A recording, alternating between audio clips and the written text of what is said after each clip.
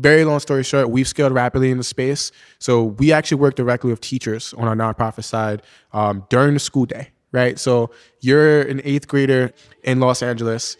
You come to third period, the same way your first and second period for science and math were provided to you by Pearson, let's say. You have entrepreneurship class provided to you by We Thrive, right? Our students are building real companies, earning real revenues for the products and services that they create, and more importantly, getting an opportunity to participate in tomorrow's economy.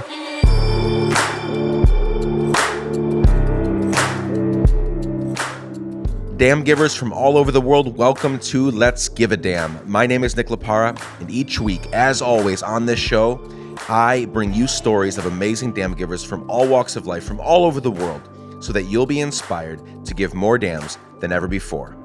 This week's podcast episode is week 4 of a 5-part series I'm doing in partnership with my friends at the Clinton Foundation and the Clinton Global Initiative University to bring you the stories of 5 young, amazing, ridiculously talented leaders that have completed their CGIU program and have gone on to create beautiful, meaningful projects, companies, and organizations.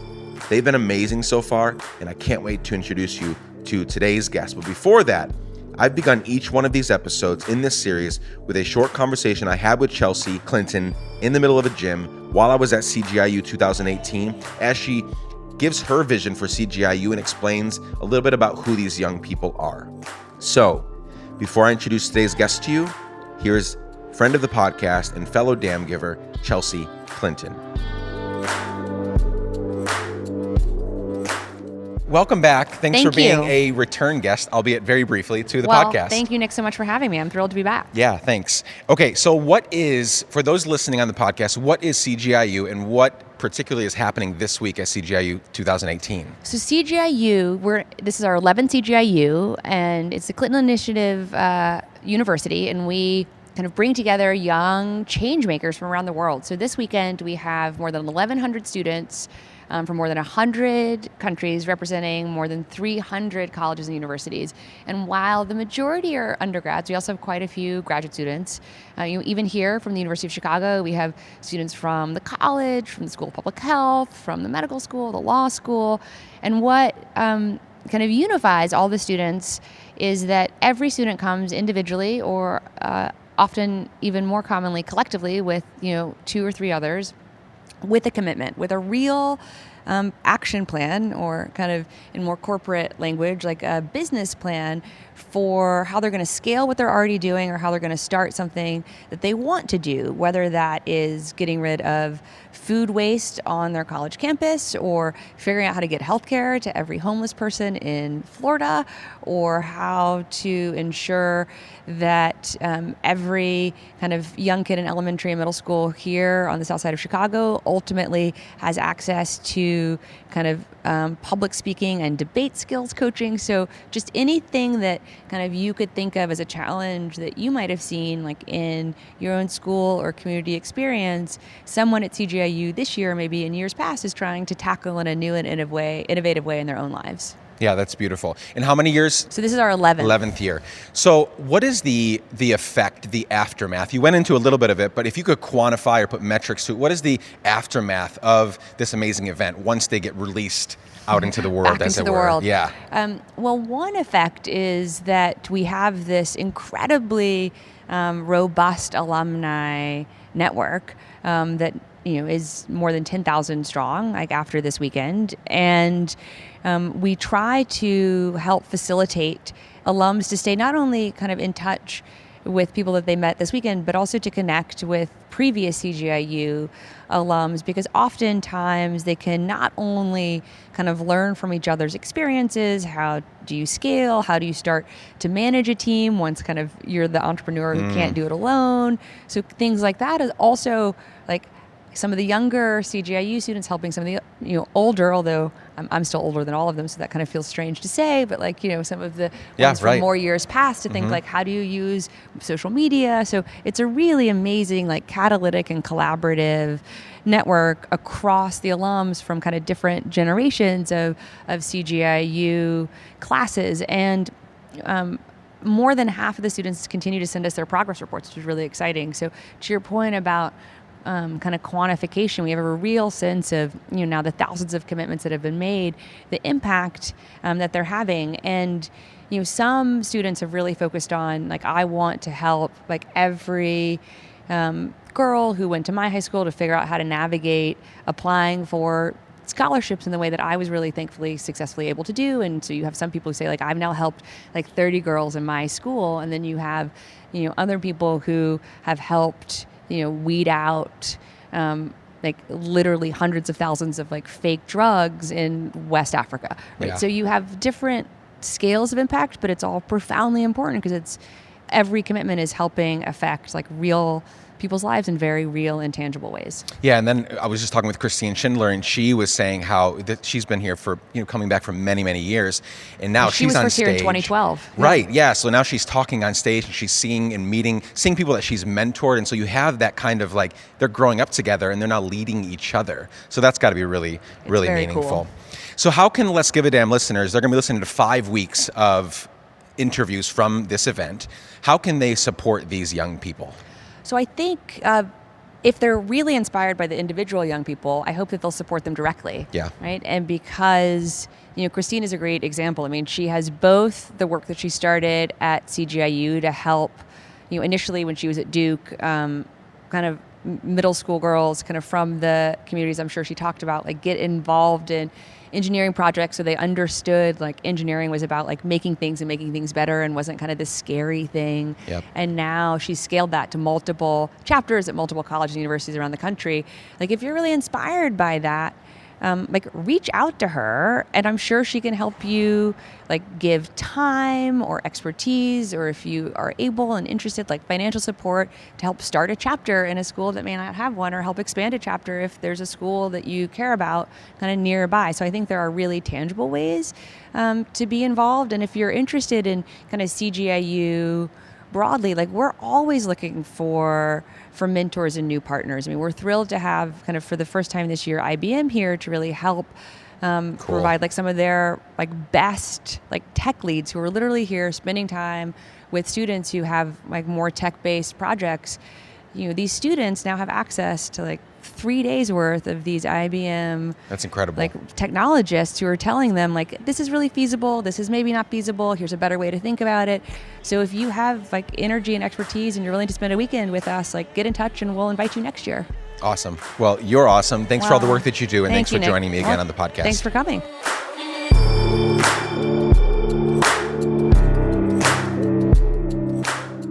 It's my pleasure today to introduce to you Daquan Oliver. I had a blast chatting with him. Several times during our chat, I distinctly remember thinking, I wish we could talk for hours. I think we have lots and lots to chat about. Daquan is the founder and CEO of We Thrive. We Thrive equips and empowers low-income 7th to 10th grade youth to rise as entrepreneurial economic leaders. They know very well what so many of us know, that if you give these kids the resources and opportunities they need, they will blow our freaking minds with what they are capable of accomplishing. So you're going to want to stick around to hear more about what We Thrive is doing. Daquan has been selected to the Forbes 30 Under 30 list. He's been an Echoing Green Fellow. He's been featured in Black Enterprise, Boston Business Journal, Boston Inno's 25 Under 25. He has delivered a TEDx talk on actionable strategies to overcome structural violence, and he has been recognized by former Secretary of State Hillary Clinton for his work. Let's get right into my short but meaningful conversation with Daquan Oliver. Daquan Oliver, welcome to the podcast. Thank you. You spoke earlier on the main stage, is that correct? That's correct. And tell me about that experience. I've asked everybody. We've done the 5 kind of honorees that talked so far. Yes. And it's got to be a great feeling, right? You were here back in 2013, started your commitment, and now you're on stage sharing about it. That's got to be cool. Yeah, it's a really fun full circle moment. Yeah, I'm sure. Even though this is my first time on this campus, just seeing the CGIU banners on a college campus and just seeing like any plenary, it feels like nostalgia from 2013, especially because 2013 was actually Midwest as well. So we were in St. Louis, so it's a very similar vibe. Full circle. Very full circle, so it's crazy. Yeah, that's awesome. Before we get into We Thrive and all the work that you're doing, tell us a little bit about yourself. Give us some context for how you became who you are today. People, places, things, whatever comes to mind. I would say high level, right? We're talking about interlinked resources, interlinked opportunities. We're talking about mentors, people who believed, people who supported. All of that. All of Whatever comes to mind. If I were to say, like, who made you? I would say my mom. Right? Great place to start. In every way, right? Yeah. So my mother has, she wouldn't call it sacrifice, but done a lot to make sure that no obstacle stopped me, that no teacher who didn't believe in me stopped me. I was always an honor roll student since the honor roll came out. Little things like that. I was an All-American in track. My mother took me off the track team when I brought home a B+. Oh, boy. Right? So like Wow. that's what we're talking about. Yeah. And so I think just that commitment to excellence has, even though as you imagine, I got took off the track team, it wasn't just like, oh yeah, I'm on the track team. I was angry and me and my mother argued about it, right? Yeah. But looking Yeah, back, you didn't just say yes, ma'am. yeah, You like walk yes, off. man. All right, I'm off the track team now, right? Yeah. So looking back though, past that initial conflict, right? It's a part of my mentality, right? So, these days when something, doesn't go my way, you can just bet I'm pulling an all-nighter. Right. And so that's just become a part of my approach to this. When we have the question of, how did I get here? It's a lot of hard work. It's endless all-nighters. Actually just came from Colombia right now, where like barely got really much sleep, just still grinding throughout. And even in between sessions just before now, just catching up real quick on just like sending some investors some questions, etc. And so it's just making sure that because I come to this work with so much passion, so much heart for the community I'm doing this for, that I show up and what it means to show up. Yeah, it's beautiful. So mom is the main one, and that's a really great place to start. 100%. Anyone else come to mind or anything else? It doesn't have to be a person. It could be a place that shaped you. I would say also just growing up in between New Rochelle and Mount Vernon in New York, right? So for anyone who knows about those communities, so Mount Vernon is a lot under-resourced community, very strongly. At one point was facing like their sports program getting cut, so on and so forth. Grew up mostly in New Rochelle, but mostly during my high school years in Mount Vernon. Stayed in New Rochelle School District, however, because I took the bus from Mount Vernon to New Rochelle each morning during high school. We're talking about a 12-minute bus ride. Gaps of opportunity, because in New Rochelle, much more better funded school system, much better pipeline into the best schools, et cetera, et cetera. And I think like little things like that, and there are many things like that that I can point to that taught me the value of one, what an opportunity is, right? Because there's nothing like needing to take a bus in the morning to another city that shows you like the depth and gap of opportunity. And I think little things like that in my personal journey were very apparent to me that I'm just really hyped for. Again, back to my mom, my mom was not going to allow me to go to Mount Vernon High School, for example, right? And so She wanted more for you. 100%, my mom demanded excellence from me, right? I love that. Yeah. That's part of the place, right? Now, that's not to say New Rochelle's all roses either. People don't understand New Rochelle is actually a large city. So on one end, you have the north end. That's where all of the wealth is concentrated. On the south end, you have food stamps, you have welfare, you have immigrant parents, so on and so forth. And so even in that city, it's funny how the two middle schools are separated, Aberlin on one side, Isaac E. Young on the other side. And even that, how opportunity in the same city isn't afforded to the same kids in the same city. So again, I can go on and on about the little things that were just put so front and center in my face as a kid that social justice, depth of opportunity were just always in my mind growing up, right? There was no other option because I was directly facing it. Let's talk about the commitment you made 2013. What was that commitment? What has happened since then? What has it turned into? What is the work that you're doing? Yeah, so it's so funny. In 2013, I would say like I had a giant dream, a giant ambition, and I believed fully in myself to be able to accomplish it. What I had nothing of was the resources, the tools, the know-how, the peer network. And in 2013, I came here and began my journey to accomplish those things, right? I always tell people CGIU was the first resource for us in learning the know-how, right? I didn't know anything about a theory of change, impact metrics, etc. that, yeah. Right? Guy at CGIU. Right? I was on the webinar, on the phone call as they were walking through the slides. I was like, oh, all right, I begin to get this. Right? We didn't have a name for this until I applied back in 2013. Right? And so I would say not only that, but it just was the first thing to give me affirmation, right? Which is so important as a young leader. Yeah, important. Right? Because you're a young leader, you're saying you have all this craziness like that you're trying to change, and it's possible, and you may believe it's possible, but maybe every adult person tells you it's not, right? And that was the case for us as well. And CGIU was that entity that was saying, no, you can do it. Here are some tools and resources, and here's some, here's about 100 peers, right? There's 1,000 here, right? More than 1,000, but here's 100 peers that you'll personally connect with that you can build with. And, since coming there, even today, I've connected with a lot of friends. Monthly basis, I see someone from CGIU. I talk with someone from CGIU. Really cool. And so it really is this jumpstart social entrepreneur peer network that I've built with in so many ways. In every vulnerable way, personal way, like trying to figure out little things that we might be both challenged with. And so, along the way, of course, I became an Echo and Green fellow as well. So Echo and Green is a major funder in the network. And they then gave me an even more concentrated community of entrepreneurs I now call family as well. It's beautiful. 100%. And a bunch of other things in between, right? So you have to get foundation funders, you have to get corporate funders. WeWork is one of our favorite partners and everything, so they 100% also believe and support the mission that we're striving towards.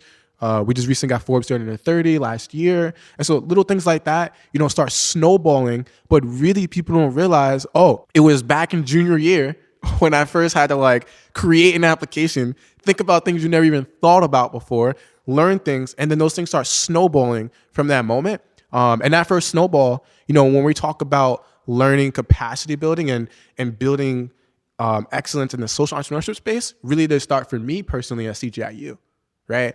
And so those tools go a long way. Beautiful. We Thrive, beautiful project and nonprofit. Tell me what's going on. So high level ed tech, K-12 entrepreneurship education, right? Started out as a nonprofit. We have now formed a hybrid entity, right? Now, our for-profit side, our C Corp side, actually provides all-in-one program management software for other organizations and direct services. Very long story short, we've scaled rapidly in the space. So we actually work directly with teachers on our nonprofit side during the school day, right? So you're an 8th grader in Los Angeles. You come to third period the same way your first and second period for science and math were provided to you by Pearson, let's say. You have entrepreneurship class provided to you by We Thrive, right? Our students are building real companies, earning real revenues for the products and services that they create, and more importantly, getting an opportunity to participate in tomorrow's economy. And when we say that, it's not just about building companies. They actually learn, for example, how to build their own advisors or mentors. They actually do cash flow budgeting, right? And so things like building social capital are taught nowhere in society, unfortunately, right? But what we say is, if we're talking about systemic level of impact, then that needs to be capacity building as a habit. And so this capacity building piece in this minor example is about building social capital. And so how do you find and build advisors moving forward? And there's a lot I can say about that, but that's part of what We Thrive is about. Our hybrid side is really exciting just because it's about collective impact. And so the biggest thing that's exciting there is that if you look at something like the App Store, right? You download Uber, you download Pandora, or let's say you download Apple Music for some reason, right? Now, within that, imagine picking up 3 little blocks, right, for each of those different apps. And every time you want to use one of those blocks, you need to go find it in your closet, use it, because it's not on your phone. That's the social sector, right? If you want to enroll like a student in Big Brothers Big Sisters and a local STEM program and an arts program and get a mentor, there are these 3 little blocks that are not at all connected, right? Even though for most kids, they're a part of those 4 programs. What we're doing is, because individual orgs are using our program management software, right, we're actually putting a hub level onto that platform where now it's not just you as a parent, a teacher, or a student are using that through our mobile app and web app, but you're also able to find other things in your community as well, right? So now you as a parent, you're not going to your fridge, you're not going to your text, you're not going to your email to figure out, hey, when do I pick up my kid, how things are going?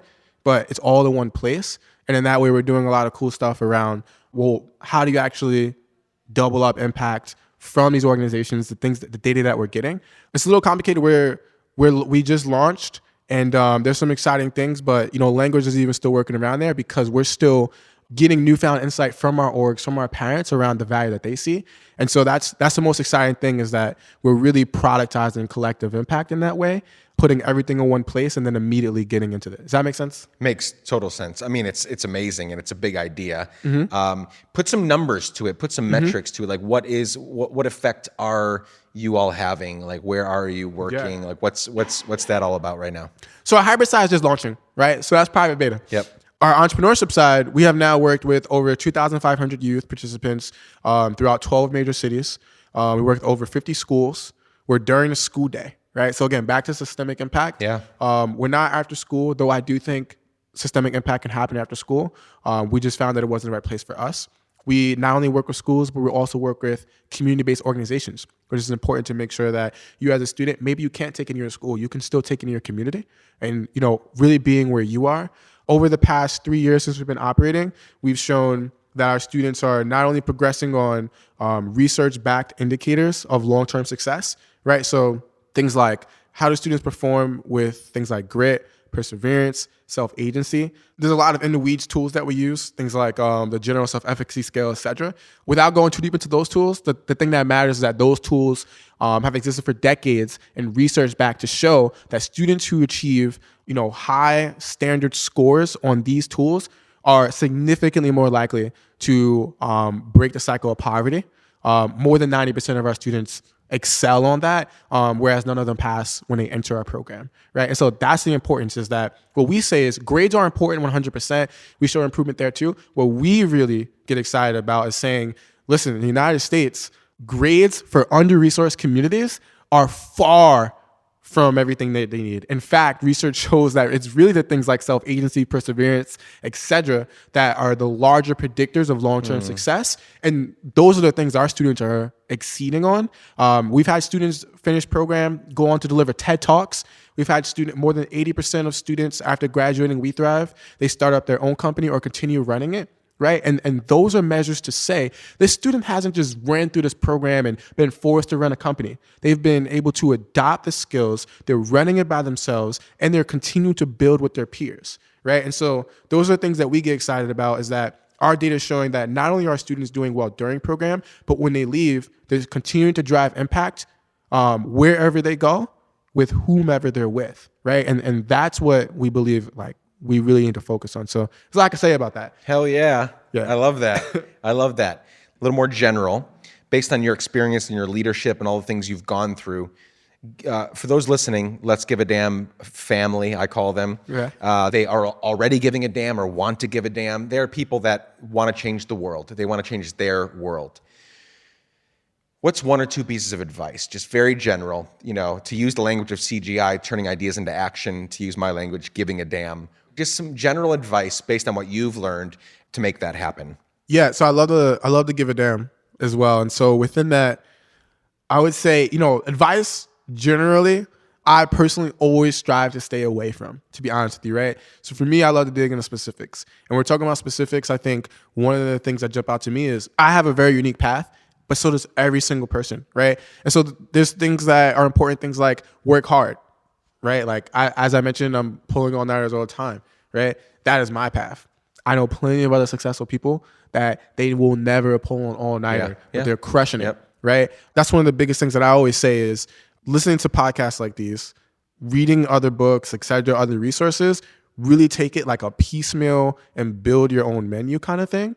Because I do think one of the things that I find when I speak with individuals who are asking for advice is sometimes a too willingness to listen. And I've also seen that to be detrimental. And I would say take agency into your own hands is the general advice I would give, and say, that's amazing for that person. Will it work for me? Yep. Right. And that's the advice I would give, because if you do that, then you can't fail. Yeah, that's really solid. You're going to die. I'm going to die. We're all going to die. That's inevitable. Could be 5 minutes from now. Could be 80 years. Hopefully it's 100. Hopefully it's 100 years. If Elon Musk can hurry up and figure out how to make that happen for us, 100, 120, who knows? Bottom line, we're all going to die. What do you want your legacy to be? I want my legacy to really be about my community's legacy, right? So in an ideal world, there you go. Ideal world, there's like a textbook, and like maybe it mentions Daquan, but really it mentions like another movement that like other people are carrying forward, right? For me, if I'm able to kickstart not just one person, it can't be one person. I don't even want that, right? It has to be like thousands, millions of individuals who are crushing it and making whatever I'm doing right now look irrelevant, right? Like right now I'm 26. Maybe there's a 20-year-old, right? Maybe there's like other like millions of 20-year-olds that are crushing it and carrying forth this. Like that's really end game, right? Is especially for the community I come from, Black male American in the United States. There's a lot of things we're consistently told we can't do. We have to look a certain way, have to dress a certain way to change, quote unquote. Yeah. And I think like if there were a movement of individuals in my community that were just like making everything I'm doing look irrelevant, like that would be the dopest legacy. I'm so excited for the work that you're doing. Keep going. We're cheering you on. Thank you for joining me on the podcast. Thank you.